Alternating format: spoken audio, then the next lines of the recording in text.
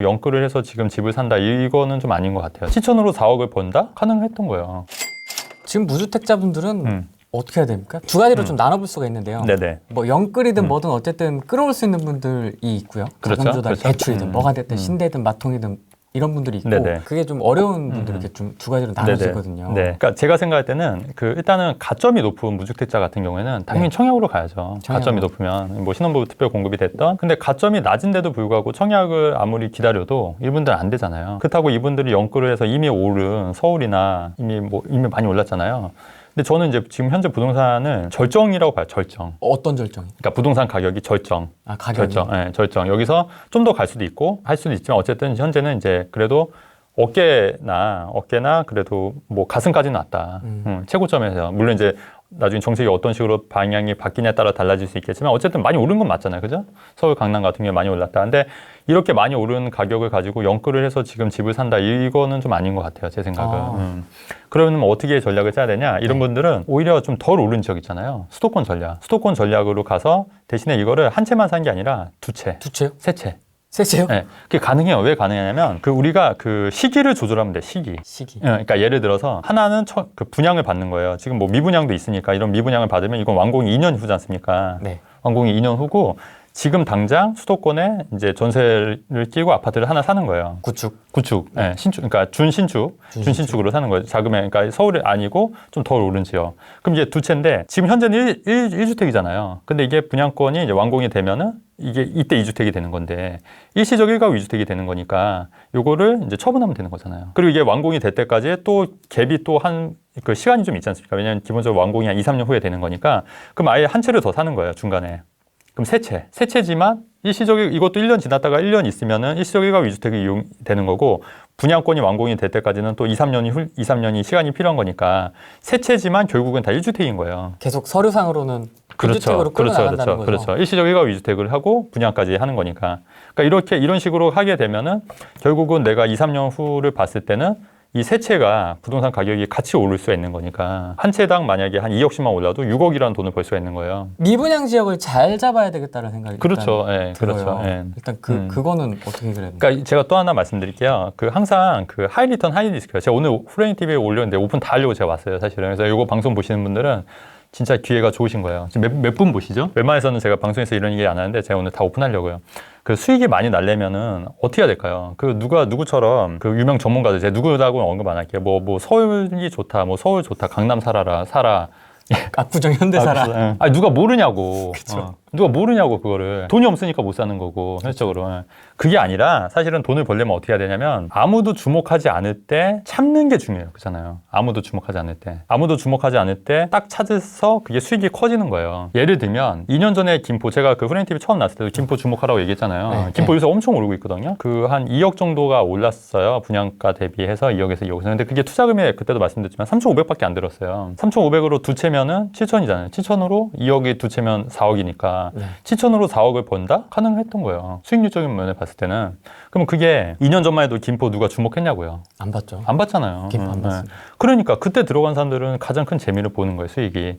또 어디가 있었냐면 동탄도 요새 많이 올랐잖아요. 네. 동탄 2년 전에 기사 한번 찾아보세요. 동탄. 폭망 뭐 이런 거. 물량 폭망이다 그때. 근데 그때 저희 회원들도 사신 분들 계시고 저도 샀고 사람도 있다고요. 그럼 그때 동탄도 되게 넓잖아요. 그렇죠. 입지를 좀 잘 보셨나요? 그렇죠. 중요한 거는 입지도 물론 그 안에서 중요한데 너무 그거를 입지 이런 걸 분석을 해서 우리가 못 사는 것보다 사냐 맞냐 요거를 판단하는 게 중요해요. 그러니까 너무 내가 어떤 말이냐면 내가 너무 100점짜리를 하려고 80점, 90점까지 도달하려고 이걸 찾다 보면 오히려 못 산다. 그렇기 때문에 내가 한 80점만 돼도 시기적으로 오히려 타이밍이 더 해야 될 때가 있다. 타이밍적으로. 네. 그때는 입지가 조금 떨어지더라도 사야 된다. 사야 된다. 제 지로는 그렇거든요. 동탄이나 김포도 보면 물론 이제 오른 데는 정말 많이 올랐고 덜 오른 데도 있지만 전반적으로 오른 건 맞잖아요. 근데 중요한 거는 너무 좋은 입지, 너무 좋은 거를 고르려고 하다가 못 사신 사람이 더 많다는 거예요. 그럴 바에는 차라리 입지가 좀 떨어져도 내가 할 수 있는 범위 내에서 할 수 있는 데를 하는 게 맞다. 그게 정답이다. 동탄도 그랬고요. 또 어디가 있었냐면 예전인데요. 망원동이요. 재개발 이제 한창 할 때 그때 많이 올랐는데 망원동이 저도 이제 예전에 투자했던 데가 상습 친수구역이 있어요. 망원동이. 그러니까 아무도 거들떠보지 않았던데 망원동을. 완전히 헐값 빌라. 지금 빌라 하시면 안 되지만. 그래서 1억 5천에 샀는데 그게 2억 5천에 나중에 팔았거든요. 1억, 한 1년 만에. 빌라를요? 빌라. 예전에 2008년도 얘기예요. 투자가 오래 했기 때문에. 그러니까 그런데 또 어디가 있었냐면 상암동 같은 경우에도 여기가 그 아시다시피 여기 상암동이니까 네. 여기가 그 예전에 난지도 그 쓰레기 속았잖아. 네. 그죠? 예. 상암동 투자한다 하면 사람들이 다 미쳤다고 그랬어. 미쳤다고. 왜냐면 이제 난지도 이제 냄새 나고 이런 데다. 또 어디가 있었냐? 또 어디가 있었어요? 마곡지구도 마찬가지야. 논밭 아니냐? 논밭. 마곡. 그러네. 어쨌든, 마곡이 있었다. 마곡지구도 그렇고. 미래 신도시도 미분양 많이 났었어요. 초반에. 미분양. 근데 그때 어쨌든 용기 내서 들어갔던 뭐. 그 미래 신도시 미분양 났을 때 기사 한번 쫙 찾아보세요. 다 안 좋다. 다 안 좋다.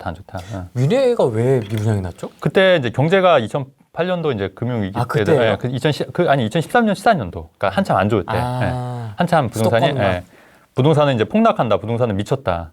이럴 때. 그리고 한꺼번에 좀 공급이 많았죠. 어쨌든 그런 데가 오히려 지나고 나서 보면 수익이 가장 컸다. 물론 그 압구정의 현대아파트 이런 데도 수익이 컸지만 대신에 엄청난 돈이 필요하잖아. 엄청난 돈. 그리고 일반인들이 할 수 있는 데가 아니고. 근데 우리가 일반적으로 할 수 있는 데 이렇게 작은 데는 충분히 할 수가 있었다. 적은 돈으로도. 그렇지 않습니까? 그렇죠. 예. 그래서 그런 데를 잘 선택하는 안목이 중요하다. 사실은 돈을 벌려면. 그게 핵심이에요. 사실. 하나, 둘, 세 개를 이렇게 네네. 이제 번갈아 가면서 계속 일시적 네네.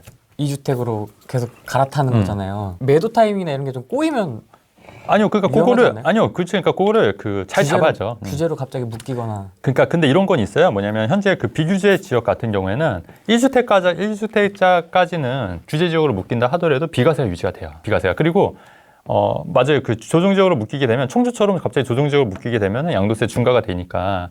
근데 제가 봤을 때 1주택이고 또 한 채를 이제 2주택에서 분양권이 완공이 될 때까지는 분양권 어쨌든 1주택인 건 맞잖아요. 그렇기 때문에 여기가 조정지역이 된다 하더라도 2년만 보유하면 비과세로 팔 수 있는 거예요. 근데 만약에 3주택이 되면 그땐 좀 얘기가 달라지죠. 3주택이 됐을 때는 조금 더 그런 거를 이제 좀 따져봐야겠죠. 3주택일 경우에. 그러니까 어쨌든 2주택, 그러니까 내가 한 채 갖고 있고 분양권을 사는 거는 상관이 없다. 설령 조정지역에 묶인다 하더라도. 네. 그리고 최근에 그 김포 같은 경우에는 조정지역으로 묶일 가능성이 좀 있다고 봐요, 저도. 그렇죠?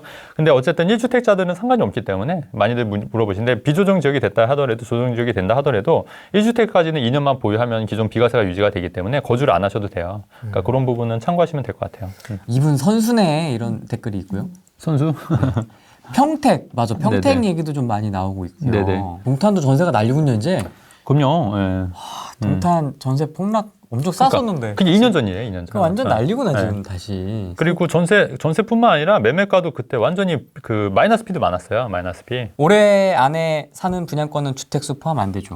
네, 올해 안에 사는, 맞아요. 네, 내년부터 사는 분양권은 주택수 포함입니다. 네. 내년부터는 분양권 네. 주택수 포함입니다. 그리고 그 다주택 전략 중에 또 하나가 뭐냐면 지금은 취득세가 아시다시피 그 2주택은 8%, 3주택은 12%잖아요. 근데 이제 그것도 빠져나갈 구멍이 또 있어요. 그 서울 수도권인데 요거는 조금 더 굉장히 노력을 많이 하셔야 되는데 지금 공시지가 1억 이하 있지 않습니까? 그러면 이거는 주택수에 포함이 안 돼요. 그러니까 재개발 지역 외에 공시지가 1억 이하의 아파트는 주택수에 포함이 안 되기 때문에 내가 다주택 전략을 간다고 하고 내가 자금이 충분하지 않다고 하면은 지방 쪽에 있는 공시지가 1억 이하의 아파트를 차라리 여러 채를 가는 거예요, 여러 채. 왜냐면 2주택, 3주택 8%, 12% 하면 사실 투자 못 하잖아요. 네. 만약에 여러 채를 간다 하더라도 공시지가 1억 이하라고 하면은 그것도 어떻게 보면은 방법이 될 수가 있다. 취득세 면에서는. 그리고 조정지역이 아니기 때문에 비조정 지역이기 때문에 양도세도 중과가 해당이 안 되는 거고. 근데 개인적으로 봤을 때 요즘 그 강원도 안 좋다고 하잖아요. 기사 같은 데 보면은 강원도가 제가 볼 때는 오히려 지금이 기회일 수 있다. 아까 왜 기회일 수 있다고 말씀드렸잖아요. 오히려 사람들이 주목하지 않고 겁먹을 때가 오히려 다시 한번 돌이켜 봐야 될 때다. 그렇게 봤을 때는 지금 강원도 쪽도 한번 주목해야 되지 않냐. 다만 공시지가 1억 이하의 아파트는 또 그만한 그런 이유가 있어요. 왜냐면 안 오를 만한 이유들이 옛날 아파트니까. 근데 그 와중에서도 갑자기 이제 뭐 인구가 늘어날 수 있다거나 아니면 뭐 교통 여건이 좋아진다거나 아니면 호재가 있는 지역들을 잘만 찾았으면 돼요. 그런 데를 먼저 투자하는 것도 나쁘지 않다. 공시지가 1억 이하에. 그런 거는 뭐 한 2채, 3채, 4채까지도 가능하고 최근 전세 가격도 많이 올라서 실제로는 한 1,000만 원만 있어도 투자가 충분히 가능하다. 오픈 다 하려고 왔으니까 제가 할게요.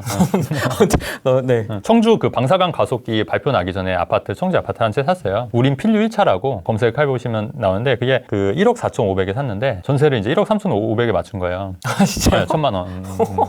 근데 지금 한 1억 8,500. 한 4천만 원 정도 오른 거죠.